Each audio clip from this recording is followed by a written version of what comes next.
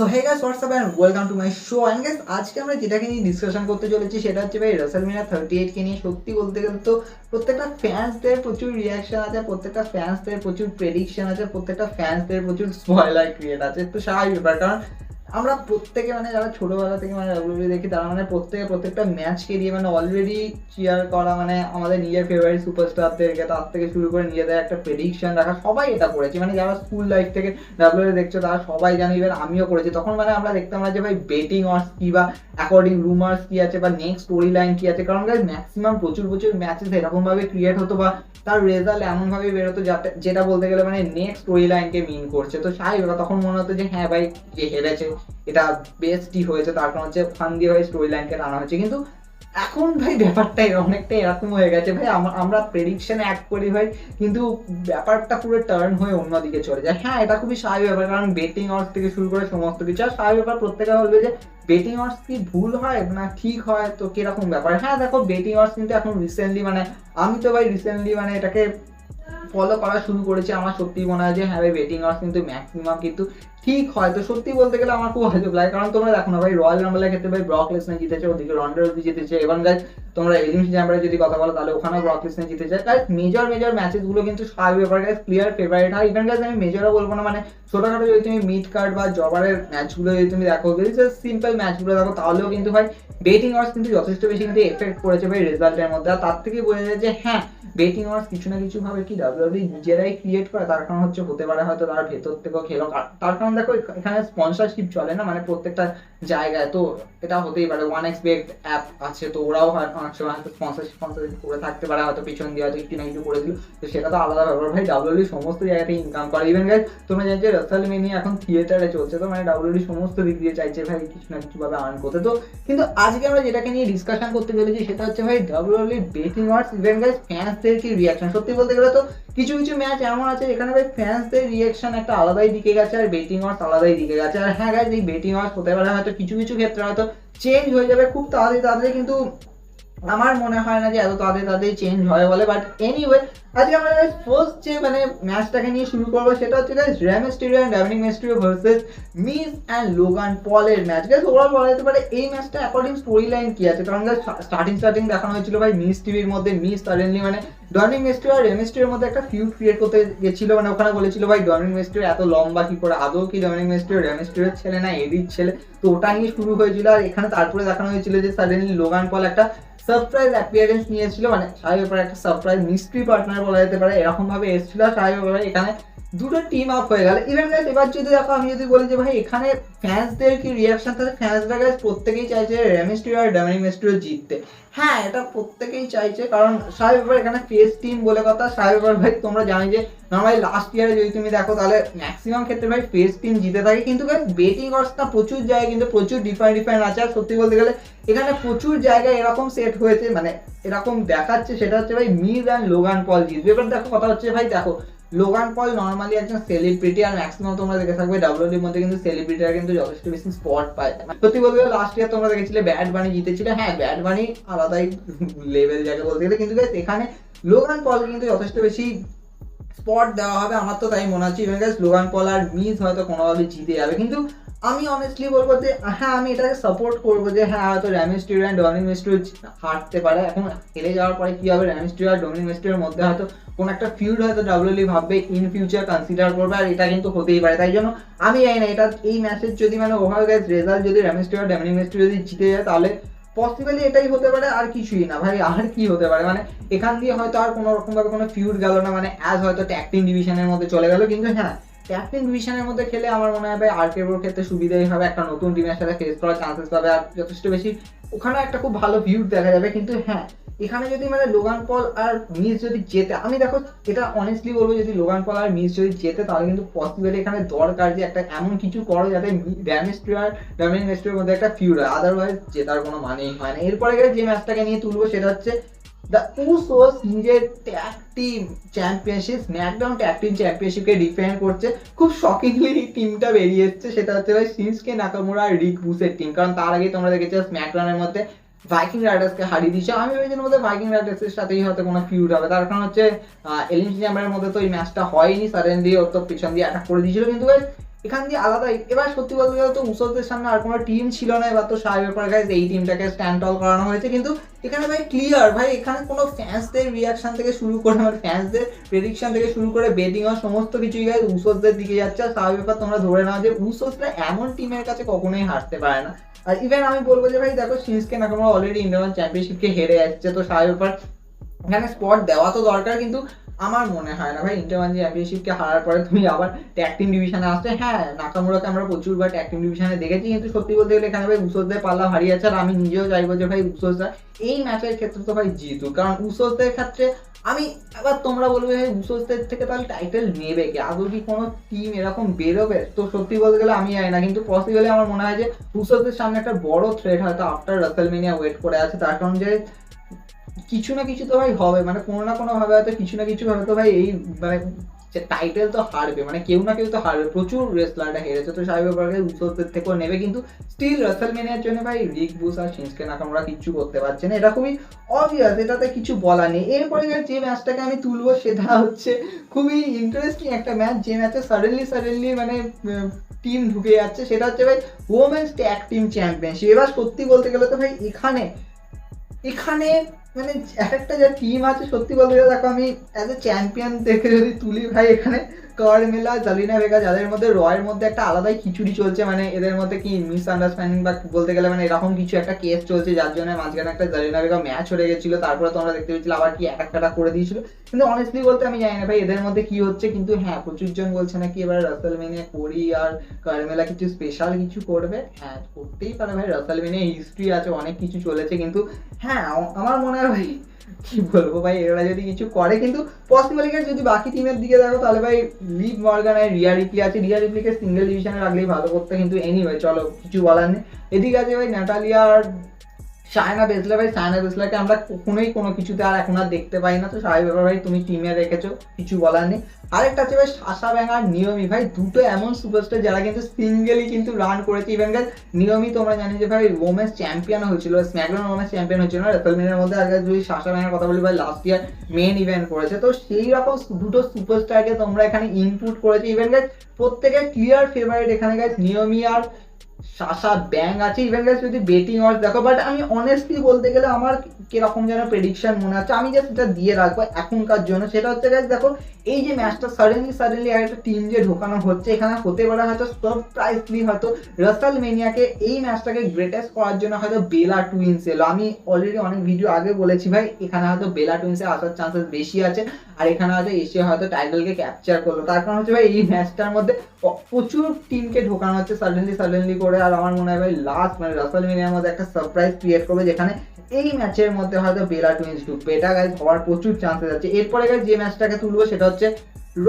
Tag team championship match, যেখানে ভাই আর্কের bro face করার তো উচিত ছিল স্ট্রিট প্রফিটকে, অলরেডি ডে ওয়ানে একবার ম্যাচ হয়েছে, কিন্তু হ্যাঁ রাসেলমেনিয়ার মধ্যে যথেষ্ট সেরা হতো, কিন্তু সাডেনলি চলে এসেছে ফর্মার আমাদের ট্যাগ টিম চ্যাম্পিয়ন, মানে যারা হেরে গেছে সেটা হচ্ছে আমাদের আলফা একাডেমি। তো সাহেব এখানে ওটিস অ্যান্ড চ্যাট গেবাল ঢুকে যায়, কিন্তু পসিবলি গাইস এই ম্যাচের মধ্যে সত্যি বলতে গেলে তুমি যদি স্ট্রিট প্রফিটকে ভাবো, হ্যাঁ ভাই স্ট্রিট প্রফিটকে একটা বড় হিউজ পেব্যাক দেওয়াটা খুব দরকার ভাই রাসেলমেনিয়ার মধ্যে যদি জিতে যায়। কিন্তু অনেস্টলি বলতে গেলে এখানে বেটিং অর্স এখনো পর্যন্ত এরকমই আছে ভাই আর টেরবো জিতবে, মানে আর টেরবোর এখনো পর্যন্ত ভাঙার চান্সেস কোনো নেই।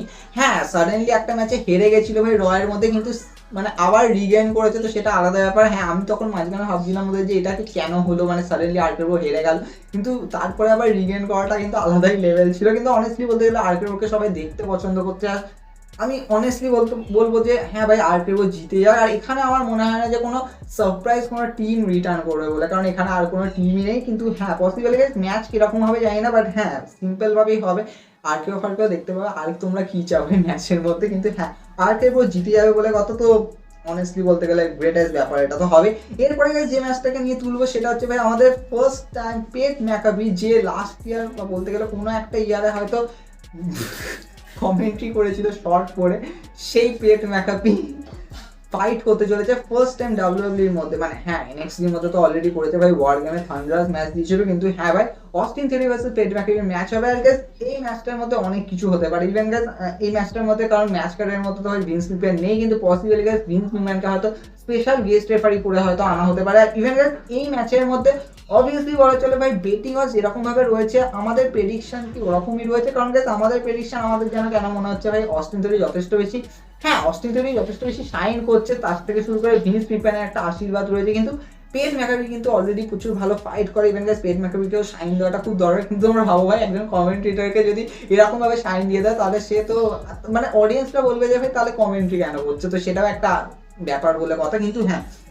রাসেলমেনিয়ার মধ্যে যদি যা কিছু হয়ে যেতে পারে, তাই এখানে ভাই অস্টিন থিওরির জেতার চান্সেস বেশি আছে। হ্যাঁ দেখো অস্টিন থিওরি প্রফেশনাল সেটা তো বটেই, কারণ আমরা প্রচুর দেখছি তাকে, পেট ম্যাকাবি ওরকম ভাবে দেখতে পাইনি, কিন্তু অনেস্টলি বলতে গেলে ওই একটা দুটো ম্যাচই তো খেলেছে না পেট ম্যাকাবি, ওই ওয়ার গেমেরটাই মনে আছে, আর একটা বোধহয় অ্যাডাম কোলের সাথে একটা সিঙ্গেল ম্যাচ খেলেছিল। কিন্তু অনেস্টলি বলতে গেলে এই ম্যাচের মধ্যে ভাই অস্টিন থিওরির পাল্লা প্রচুর ভারী আছে। আর বেটিং অডস অনুযায়ী আর অডিয়েন্সরাও এখানে ভাবছে ভাই অস্টিন থিওরি জিতবে, কিন্তু অস্টিন থিওরির মধ্যে মানে জেতার পেছনে হয়তো ভিন্স মিলানের কোনো হাত থাকবে। আমার মনে হয় এটা করাটা খুব দরকার, যদি না হয় তাহলে কিচ্ছু বলা নেই। কিন্তু অনেস্টলি বলতে গেলে এখানে ভিন্স মিলানকে নিয়ে আসো, আমার মনে হয় এটা যথেষ্ট সেরা হবে। আমি আর কিছু বলতে পারবো না, এখানে ভিন্স মিলানকে আনানো খুব দরকার। এরপরে যে ম্যাচটাকে নিয়ে আজ কথা বলবো, এই ম্যাচটাকে মানে কথা বলারই কিছু নেই, তার কারণ হচ্ছে ভাই এখানে ফ্যান্সদের রিয়াকশন তো আমি পরেই রাখছি, কিন্তু বেটিং অডস ডেঞ্জারাস আছে।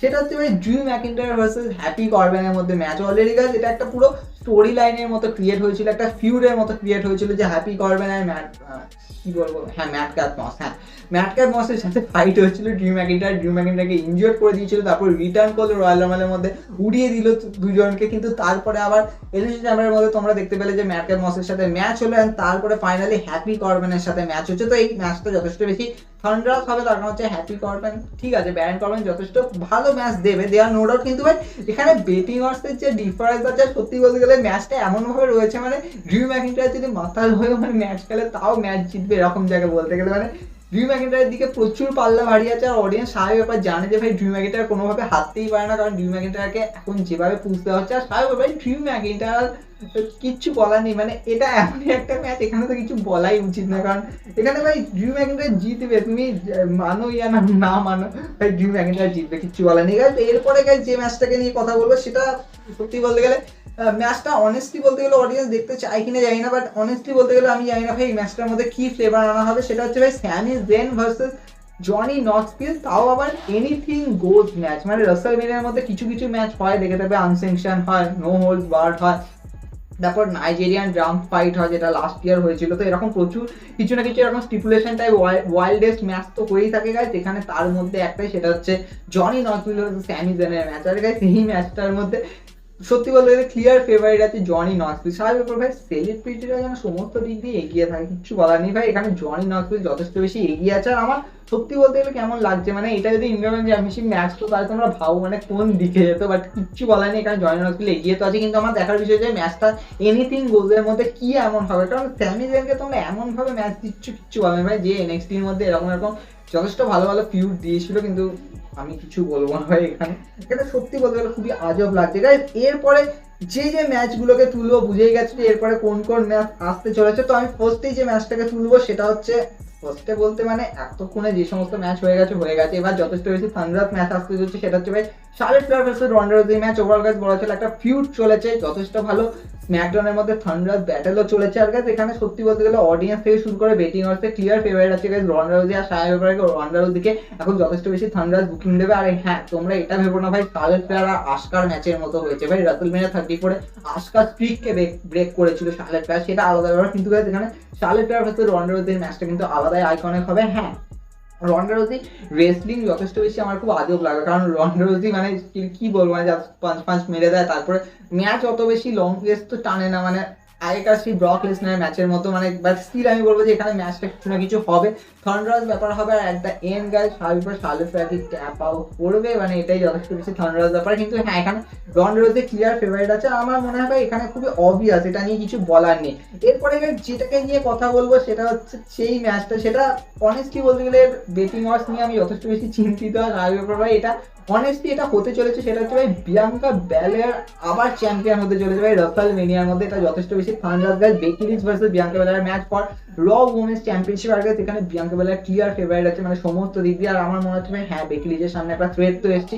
আর বেকি লিঞ্চের এই টাইটেল রেন ভাই বেকি লিঞ্চ তো আবার আগেরটার সাথে এটাকে কম্পেয়ার করে দিচ্ছে মানে প্রেগনেন্সির আগেরটার সাথে। সেক্ষেত্রে বলেছে নাকি আমি নাকি রোমিনেসকেও হারিয়ে মানে পেরিয়ে আছি এখনো পর্যন্ত। বাট অনেস্টলি বলতে গেলে ভাই বিয়াঙ্কা বেলার এখানে ক্লিয়ার ফেভারিট আছে। আমার মনে হয় হ্যাঁ বিয়াঙ্কা বেলার জেতার চান্সেস ঠিকই আছে, কিন্তু আমি এইখানে চেয়েছিলাম আমার তো ভাই চাওয়াটা রিয়া রিপ্লি ছিল। বাট এনিওয়ে রিয়া রিপ্লিও লাস্টে আজকাকে হারিয়ে চ্যাম্পিয়ন হয়েছিল। তোমরা বলবে তাহলে একতরফা কেন, বাট স্টিল আমি বলবো ঠিক আছে চলো বিয়াঙ্কা বেলার একটা যথেষ্ট ভালো পিলার বলে কথা, তো একে তোমরা আপ করছো তো কিছু বলার নেই।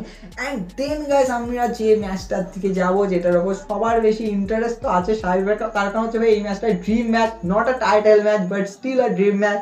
এটা হচ্ছে ভাই এজ ভার্সেস এজের স্টাইল, যেখানে মানে আমরা ভেবেছিলাম ভাই এই ম্যাচটা কিভাবে ক্রিয়েট হবে, কিন্তু সাডেনলি এজকে আবার পুরোনো হিল এজে ব্যাক করিয়ে এজের স্টাইলের সাথে ফিউজ করাটা যথেষ্ট বেশি থান্ডার। কিন্তু এখনো পর্যন্ত এজের স্টাইল কোনো অ্যাটাক ফ্যাটাক কিছু করতে পারেনি এজের ওপর, রয়ের মধ্যে বারবারই এজ প্রপার হিল টার্নটাকে ইউজ করে গেছে। তো সাহেব ব্যাপারে এখানে বলা চলে যে কি হতে চলেছে ম্যাচ ভাই, তোমরা সেথ রলিন্স ভার্সেস এজের যা ম্যাচ দেখেছো তো তোমরা বুঝতেই পারছো যে এই ম্যাচটা ওরকম লেভেলে যাবে। কিন্তু গাইস এখানে অবভিয়াসলি ক্লিয়ার ফেভারিট আছে গাইস এজের স্টাইলের জেতা, তার কারণ ভাই তোমরা জানো যে এজের স্টাইল নর্মালি ফেস টার্ন বলতে গেলে আবার সেই পুরোনো বুকিংয়ে আসার পরে কোনো বেশি বড় বা বলতে গেলে কোনো হাই ফাই কোনো ম্যাচ জেতেনি। হ্যাঁ ছোট্টখাট্টো ম্যাচ জিতেছে but not a hi fi match. তো তার রেসপেক্টে বলা চলে যে ভাই এখানে এজের স্টাইলের জেতার চান্সেস বেশি আছে। আর ভাই এজের স্টাইল ভার্সেস এজের ম্যাচ আমার মনে হচ্ছে ভাই নেক্সট আরো বেশি ফিউড দেবে, হতে পারে তো রাসেলমেনিয়া ব্যাকল্যাশের দিকে যাবে, ওখান দিয়ে হয়তো আরো বেশি ফিউডের দিকে যাবে। আমার মনে হয় ভাই এটাকে যথেষ্ট বেশি থান্ডারাস করাটা খুব দরকার, তাই এই ম্যাচটাকে তোমরা এগিয়ে নিয়ে যাও। বাট ওভারঅল বলা চলে ভাই এখানে এজের স্টাইল সবার দিক দিয়ে ক্লিয়ার ফেভারিট আছে। আর এটা খুবই অবভিয়াস ব্যাপার, এটাকে নিয়ে আর বেশি কিছু বলার নেই। আর এটা খুবই অবভিয়াস, এটাকে নিয়ে আর তুমি কি বলবে। অ্যাট দ্য এন্ড গাইস আমাদের যে ফাইনাল ভাই গ্রেটেস্ট মেন ইভেন্ট বা বলতে গেলে গ্রেটেস্ট বিগেস্ট মেন ইভেন্ট বলা যায় সেটা হচ্ছে ভাই Roman Reigns versus Brock Lesnar match. আর গাইস এখানে ক্লিয়ার ফেভারিট আছে গাইস রোমান রেন্স, আর কিছু বলা নেই। মানে অনেস্টলি আমি অলরেডি একটা ভিডিওর মধ্যে তোমাদের বলেইছি ভাই এখানে অলরেডি প্ল্যান আগে থাকতেই সেট ছিল যে রোমান রেন্স এখানে জিতবে।